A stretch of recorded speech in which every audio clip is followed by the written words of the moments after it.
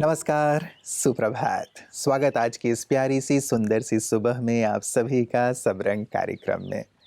मित्रों, हमारे जीवन में हमारे मन का सबसे महत्वपूर्ण स्थान है, क्योंकि मन में उठने वाले विचार ही हमारे बोल, हमारे कर्म, हमारे व्यवहार और फलतः पूरे जीवन के रूप में दिखाई देते हैं। इसीलिए संकल्प रूपी बीज का सकारात्मक शक्तिशाली होना बहुत बहुत ज़रूरी है। और मन ही ऐसा है जो हमें यहाँ वहाँ भटकाता भी है, कई इच्छाओं और कामनाओं के पीछे कि ये कर लो, वो कर लो, यहाँ वहाँ। तो बहुत सारी नकारात्मकता और बहुत सारा व्यर्थ भी मन में ही उत्पन्न होता है। जो अपने मन में उठने वाले इन नकारात्मक भावों को जीत लेता है और मन को साध लेता है, मन को सकारात्मक दिशा प्रदान कर पाता है, वही जीवन में सफलता की ओर आगे बढ़ता है, वही जीवन का संपूर्ण आनंद ले पाता है। तो मित्रों, आज की शुरुआत हम यहीं से करें कि हम अपने मन को साधेंगे, शक्तिशाली बनाएंगे, सकारात्मक बनाएंगे और जीवन में सफलता की ओर सतत आगे बढ़ेंगे। आइए सुंदर भाव और संकल्प के साथ चलते हैं आज के सुवाक्य की ओर।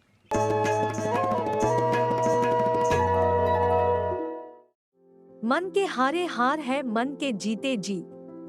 कहे कबीर, हरि पाइये मन ही की परती।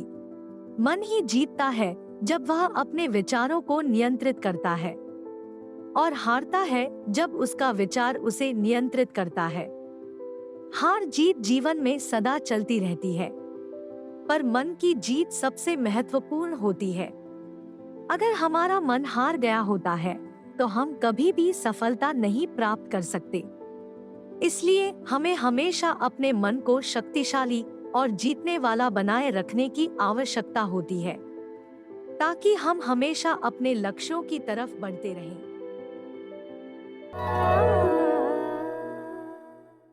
मित्रों, मन के लिए ये भी कहा जाता है कि मन चंगा तो कठौती में गंगा। मन यदि स्वस्थ है, शक्तिशाली है, श्रद्धा भावना से भरा हुआ है, तो कुछ भी प्राप्त करना बहुत सहज हो जाता है, आसान हो जाता है। फिर चाहे वो स्वास्थ्य की बात ही क्यों ना हो। कई बार हम बीमार होते हैं तो बहुत ज़्यादा निराश हो जाते हैं कि पता नहीं अब हम ठीक हो पाएंगे या नहीं हो पाएंगे, या पता नहीं ये चीज़ और कितना वक्त लेगा।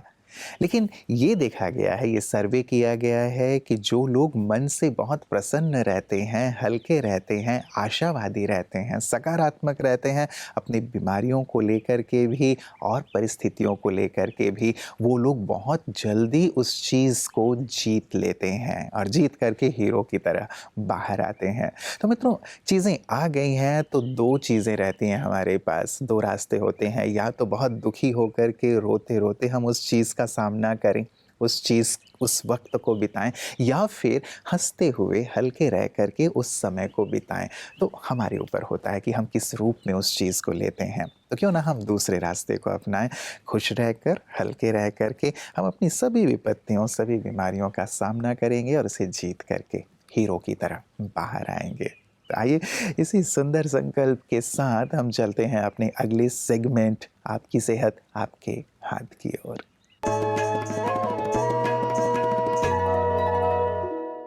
ओम शांति। जो वर्किंग प्रोफेशनल्स हैं, ऑफिस में सारा दिन बैठ के काम करते हैं, यानी कि एक सेडेंटरी लाइफस्टाइल लीड करते हैं, उनके लिए बहुत डिफ़िकल्ट हो जाता है, क्योंकि वो कहते हैं कि हम तो बहुत सोच समझ के खाते हैं, लेकिन फिर भी हमारा वेट जो है वो बढ़ता जा रहा है।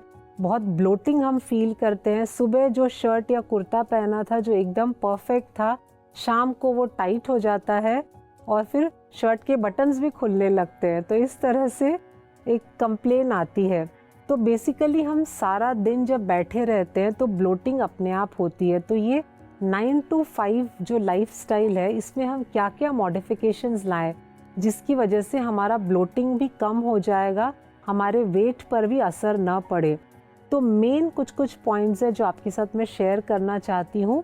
हम बीच बीच पे जो स्नैकिंग करते हैं ऑफिस में बैठ के, तो हमें एक बैड हैबिट हो गई है कि हम वो स्नैकिंग में या तो चिप्स या वेफर्स या बिस्किट या फिर कुछ ऐसी चीज़ें खाते हैं जो इतना ज़्यादा हमारा पेट उसको खा के खुश नहीं होता है। तो हम स्नैकिंग में नट्स को यूज़ करें, यानी कि कैश्यूज़ है, आमंड्स है, वॉलनट्स है, इन सब चीज़ों को आप लेके जाएं अपने ऑफिस में और डिब्बे में भर के रखें। तो जब कुछ खाने का मन करे तो ये खाएं, क्योंकि इसमें हेल्दी फैट्स है, तो आपको वो हेल्दी फैट्स भी मिल रहा है और प्लस आपका वेट भी नहीं बढ़ेगा। सेकेंड नंबर पे आता है फ्रूट्स। आप थोड़े थोड़े क्वांटिटी में फ्रूट्स खाना, तो ये जो भूख लगती है तो आपका भूख भी कम हो जाएगा और एक अच्छी चीज़ आपके पेट में जाएगी और वेट बढ़ने का भी डर नहीं रहेगा। तीसरी और सबसे इम्पॉर्टेंट बात मैं आपके साथ शेयर करना चाहूँगी कि बैठे बैठे हमें बहुत भूख लगती है। कोई लोग कहते हैं सचमुच की भूख लग रही है, खाना तो पड़ेगा ही। अब डिफ्रेंशिएट कैसे करें सचमुच की भूख और झूठ मूठ की भूख में? तो एक छोटा सा एक्सपेरिमेंट आप करना। अगली बार जब आपको बहुत भूख लगे तो उस टाइम पे आप 1 गिलास पानी पी लेना। पानी पीने के 10 मिनट के बाद में आप ऑब्जर्व करना। 10 मिनट के बाद भी अगर आपको भूख लगती है तो मतलब ये सचमुच का भूख है। 10 मिनट के बाद अगर आपको भूख नहीं लग रही है तो ये झूठ मूठ का भूख है। तो इस तरह से हम डिफ्रेंशिएट कर सकते हैं सचमुच के भूख और झूठ मूठ के भूख से। इस वजह से हमारा जो ओवर ईटिंग होता है वो भी कम हो जाएगा और वेट बढ़ेगा नहीं। तो ये छोटे छोटे टेक्निक्स है जिससे हम अपने वेट को भी कंट्रोल में कर सके, एक्टिव भी रहें सारा दिन और खुश और हेल्दी भी रहें। Thank you. ओम शांति। मित्रों, तारीफ चित्र की नहीं चरित्र की होनी चाहिए, क्योंकि अच्छा चित्र बनाने में हो सकता है कि थोड़ा ज़्यादा वक्त लगे, लेकिन अच्छा चरित्र बनाने में पूरा जीवन लग जाता है और कड़ी मेहनत करनी पड़ती है। ये भी एक बहुत बड़ी साधना है। इसीलिए हम सुंदर चरित्र पर बहुत ज़्यादा ध्यान दें, क्योंकि यही एवरलास्टिंग होता है। यही जीवन के बाद भी लोगों के जेहन में जागृत रहता है, अमर रहता है। और अपने चरित्र पर बहुत गहराई से कार्य करना या उसे निखारना सिखाता है आध्यात्म। हमारे विशिष्ट जन भी यही अनुभव करते हैं जब आध्यात्मिक परिवेश में आते हैं ब्रह्मा कुमारीज़ के प्रांगण में, कि कैसे आध्यात्म सचमुच चरित्र निर्माण के लिए बेहद बेहद ज़रूरी है। कई बार लोगों को ये कठिन लगता है कि आज के दौर में चरित्र की बात करना बहुत बहुत बड़ी बात है और बहुत ही कठिन सी बात है। लेकिन जैसे ही हम आध्यात्म की शरण में आते हैं, वैसे ही चरित्र का निर्माण सहज और स्वतः होता चलता है। हमारा चरित्र बहुत ही निखरता जाता है, शुद्ध और पावन होता चलता है। आइए देखें विशिष्ट की बातें विशेष में आज हमारे साथ कौन से खास मेहमान हैं अपने इन्हीं सुंदर अनुभवों के साथ। हम एक इतने पावरफुल जगह में बैठे हैं जहाँ पे हमें इतनी प्रेरणा मिलती है अपने अंदर से बदलाव लाने की।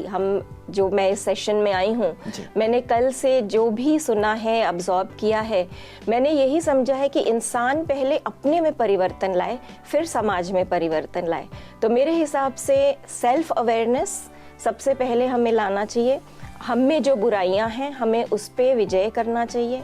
हमें पूरी कोशिश करना, ठीक है हमें 100% सक्सेस नहीं मिलेगा, लेकिन हाँ कोशिश करनी चाहिए कि हमारे अंदर का जो राक्षस है वो हम काफ़ी हद तक मार दें, अपने में बदलाव लाएं और फिर समाज को बदलने की कोशिश करें। तो self awareness is the first step. जी जी, जो हमें मेडिटेशन के द्वारा और जो अच्छे प्रवचनों के द्वारा जो मिला है वो बहुत ही पावरफुल है कि हमें अपने में जो बदलाव है, यही सब ने कहा कि अपने अंदर को आप पहचानें, मैं कौन हूँ, ये पहले मैं जानूं कि मैं कौन हूँ। और उसके लिए कोई मुझे नहीं बताएगा कि मैं कौन हूँ, वो मुझे खुद ही पता करना है कि मैं कौन हूँ, मेरा क्या अस्तित्व है। मेरा प्रोफेशन, मेरा नाम, ये मेरा अस्तित्व नहीं है।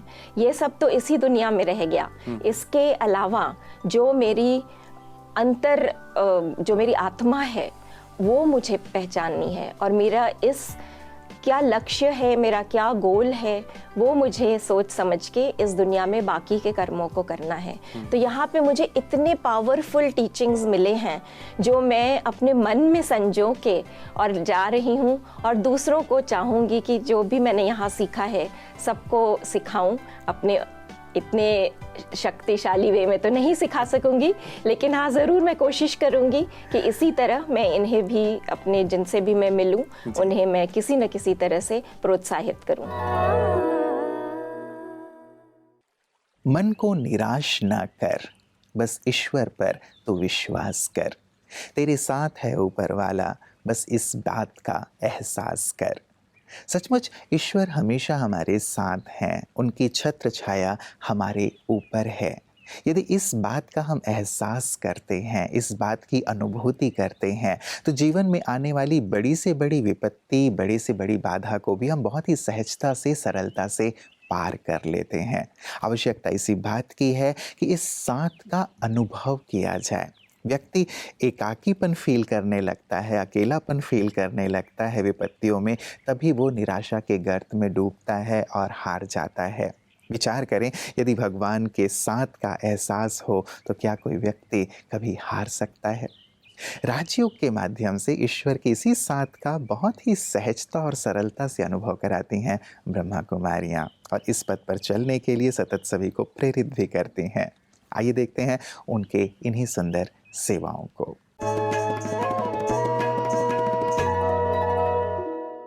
मुंबई के डोंबिवली में स्थित ब्रह्मा कुमारीज द्वारा 2 दिवसीय D stressing and enhancing inner power कार्यक्रम का आयोजन डोंबिवली सेवा केंद्र की संचालिका आदरणीय राजयोगिनी ब्रह्मा कुमारी शकू दीदी जी के नेतृत्व में SRPF में किया गया। इस कार्यक्रम में 200 से अधिक पुलिस ट्रेनी और PSI शामिल हुए। इस कार्यक्रम में assistant commandant Shri Anand Jadhav, Shri Shinde Surendra, police sub inspector Shri Ambawane और श्री तांबे अविनाश भी शामिल थे। कार्यक्रम के पहले दिन डॉक्टर निखिल साशने ने डांस थेरेपी के जरिए स्ट्रेस फ्री जीवन के टिप्स दिए। ब्रह्मा कुमारी संगीता बहन ने राजयोग मेडिटेशन का विवरण देते हुए उन्हें तनाव से मुक्ति का अनुभव कराया। कार्यक्रम के दूसरे दिन ब्रह्मा कुमार प्रसाद ने इनर पावर के बारे में जानकारी दी। अंत में कार्यक्रम में मौजूद गणमान्यों को ईश्वरीय वरदान और प्रसाद के साथ ईश्वरीय उपहार भी भेंट की गई। मित्रों, कहते हैं कुछ भी आरंभ करने के लिए आपका महान होना जरूरी नहीं है, लेकिन महान बनने के लिए आपका कुछ आरंभ करना बहुत बहुत ज़रूरी है। कई बार हम किसी कार्य की शुरुआत ही नहीं करते, केवल सोचते ही रहते हैं कि हम ये करेंगे, वो करेंगे, आदि आदि इत्यादि, और कार्य की शुरुआत ही नहीं करते। जहाँ कहीं भी हमें कुछ अच्छी कार्य की शुरुआत करने की एक प्रेरणा प्राप्त होती है, हमें वो सुंदर कार्य शुरू कर ही देना चाहिए। और एक बहुत ही महत्वपूर्ण सी चीज़ ये कि अध्यात्म के मार्ग पर चलने का भी कई बार हमें संकल्प आता है कि हम कुछ अच्छी आदतों की ओर और साथ ही साथ ईश्वर की ओर एक कदम बढ़ाएं, लेकिन बढ़ाते नहीं हैं। इस कार्य को भी हम जल्दी से जल्दी प्रारंभ करें। ये एक ऐसा पथ है जो सचमुच हमें महानता के शिखर की ओर ले चलेगा, और साथ ही अपने लक्ष्य के लिए जो भी आपने जीवन के ध्येय बनाए हैं उसके बारे में भी केवल सोचते ना रहें, लेकिन आरंभ करें। जैसे ही हम आरंभ करते हैं, अनुभवी मूर्त होते चलते हैं, और कार्य में जो सफलता विफलता दोनों मिलते हुए हमें शिखर की ओर लिए चलते हैं। तो मित्रों, महानता की ओर चलने के लिए जो आपने सोचा है उसे आज ही शुरू ज़रूर करें। अपना ख्याल रखिएगा। कल पुनः इसी वक्त आप सबसे मुलाकात होगी। नमस्कार। ओम शांति।